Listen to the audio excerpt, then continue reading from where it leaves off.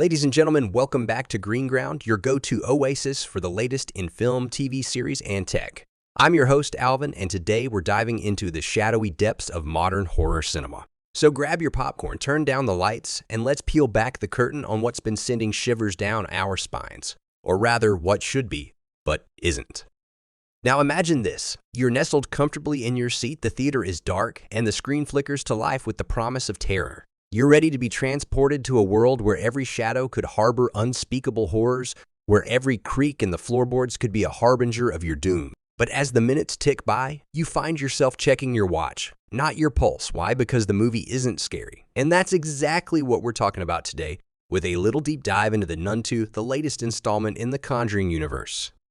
You see, The Nun 2 should be a spine-tingling journey. It's got all the makings of a classic horror flick, a malevolent force, a battle between good and evil, and a setting that's as eerie as an abandoned graveyard at midnight. But instead of leaving us cowering behind our popcorn buckets, many of us are left wondering when the real scares are going to start.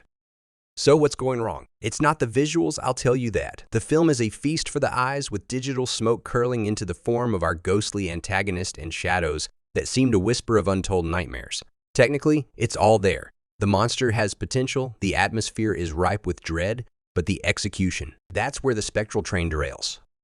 The first misstep is in the characters. Horror is a genre that thrives on empathy. We need to feel for these characters to see a bit of ourselves in their terror-stricken faces. But if we're introduced to characters who are as thin as the paper the script is printed on, how can we fear for their safety? We're given little to no reason to root for their survival. And in some cases, we might even find ourselves wishing for their untimely demise just to add some excitement to the proceedings. And then there's the monster, the titular nun. A creature of such malevolent power should be a force to be reckoned with, yet her abilities seem as inconsistent as the plot. One moment, she's tossing people around with telekinetic fury. The next, she's resorting to petty jump scares. It's as if she's not sure whether she's a ghost, a demon, or just a particularly angry nun. This inconsistency doesn't just pull us out of the experience, it throws us out the window. But perhaps the most egregious error is the world these characters inhabit. The rules are murky, the setting is underutilized, and the scares are as predictable as they are unfulfilling. We're left with a sense of detachment, observing the horror rather than experiencing it. And in a genre that should be visceral, that's a cardinal sin. Now, I know what you're thinking, Alvin, it's just a movie, but that's just it, isn't it? It's not just a movie. Horror is an art form, a craft that should be honed and respected. It's a dance with the devil, and if the steps are out of time, the whole performance falls apart. So where do we go from here? How do we reclaim the terror that seems to have slipped through our fingers like so much graveyard mist? The answer is simple. We demand more. We hold these films to a higher standard. We remember what it's like to feel the hair on the back of our neck stand up, to feel our hearts pounding against our ribs like a caged animal desperate to escape. We need characters with depth, monsters with rules, and worlds that envelop us in their dark embrace. We need stories that grip us, that refuse to let go even after the credits have rolled. We need horror that haunts us, that follows us home and lingers in the corners of our minds.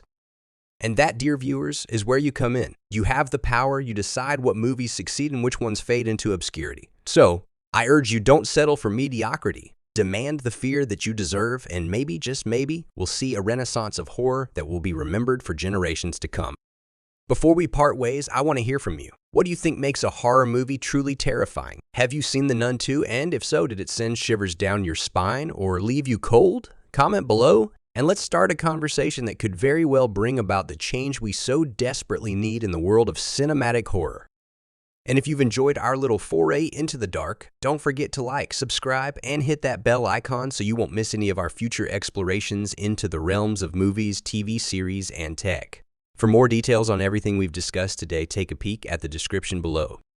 Until next time, this has been Alvin with Green Ground, where we don't just watch the movies, we live them. Keep the lights dimmed, the cameras rolling, and always keep questioning what lurks in the shadows. Good night, and remember, the best horror is yet to come.